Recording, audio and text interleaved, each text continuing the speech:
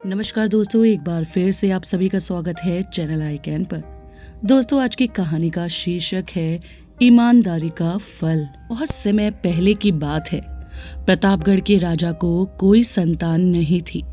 राजा ने एक फैसला किया कि वह अपने राज्य के किसी बच्चे को ही अपना उत्तराधिकारी चुनेगा।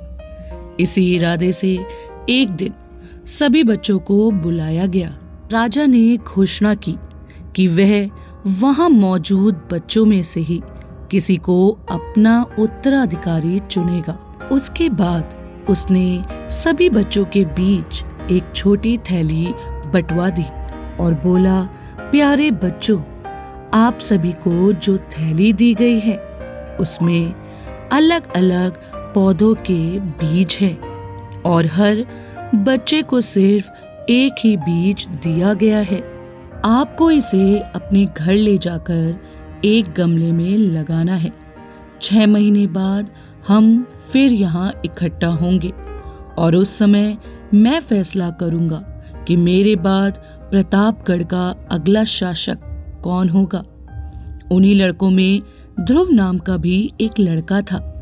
बाकी बच्चों की तरह वह भी बीज लेकर खुशी खुशी अपने घर वापस पहुँच गया। माँ की मदद से उसने एक गमला चुना और उसमें बीज डालकर उसकी देखभाल करता। दिन बीतने लगे, पर हफ्ते 2 हफ्ते बाद भी ध्रुव के गमले में पौधे का कोई नामो निशान नहीं था। वहीं अब आसपास के कुछ बच्चों के गमलों में उपज दिखने लगी थी। ध्रुव ने सोचा कि हो सकता है उसका बीज कुछ अलग हो, और कुछ दिनों बाद उसमें से कुछ निकले। और ऐसा सोचकर वह पूरी लगन से गमले की देखभाल करता रहा। पर 3 महीने बीत जाने पर भी उसका गमला खाली था। वहीं दूसरी ओर बाकी बच्चों के गमलों में अच्छे खासे पौधे उग गए थे। कुछ में तो फल फूल भी दिखाई देने लगे। ध्रुव का खाली गमला देख सभी उसका मजाक बनाते और उस पर हंसते। यहाँ तक कि कुछ बड़े बुजुर्ग भी उसे बेकार में मेहनत करने से मना करते। पर बावजूद इसके ध्रुव ने हार नहीं मानी और लगातार गमले की देखभाल करता रहा। देखते देखते 6 महीने भी बीत गए और राजा के सामने अपना गमला ले जाने का दिन आ गया। ध्रुव चिंतित था क्योंकि अभी भी उसके गमले में कुछ नहीं निकला था। वह मन ही मन सोचने लगा, अगर मैं ऐसे ही राजा के सामने चला गया तो सब लोग मुझ पर कितना हंसेंगे, और कहीं राजा भी मुझसे नाराज हो गया और सजा दे दी तो किसी को यकीन नहीं होगा कि मैं बीज में रोज पानी डालता था। सब मुझे कितना आलसी समझेंगे। माँ ध्रुव की परेशानी समझ रही थी। उसने ध्रुव की आंखों में आंखें डालकर कहा, नतीजा जो कुछ भी हो, तुम्हें आज राजा को उसका दिया हुआ बीज लौटाना ही चाहिए। तय दिन सभी बच्चे राजमहल के मैदान में इकट्ठा हो गए। वहां एक से बढ़कर एक पौधों का अंबार लगा था। रंग बिरंगे फूलों की खुशबू से पूरा महल सुगंधित हो गया था। ध्रुव का खाली गमला देख बाकी बच्चे उसका मजाक उड़ा रहे थे कि तभी राजा के आने की घोषणा हुई। सभी बच्चे शांति से अपनी जगह खड़े हो गए। सबके अंदर बस एक ही प्रश्न चल रहा था कि राजा बच्चों के बीच से होकर आगे बढ़ने लगे। वे जहां से भी गुजरते बच्चे तनकर खड़े हो जाते और अपने आप को योग्य उत्तराधिकारी साबित करने की कोशिश करते। तमाम खूबसूरत पौधों को देखने के बाद राजा की नजर ध्रुव पर पड़ी।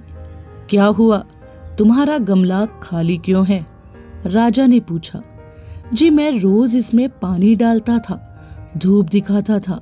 6 महीने तक मैंने इसकी पूरी देखभाल की पर फिर भी इसमें से पौधा नहीं निकला। ध्रुव कुछ हिचकिचाहट के साथ बोला। राजा बाकी गमलों को देखने के लिए आगे बढ़ गए और जब सभी गमले देखने के बाद उसने बच्चों को संबोधित किया। आप लोगों ने खुद को साबित करने के लिए कड़ी मेहनत की।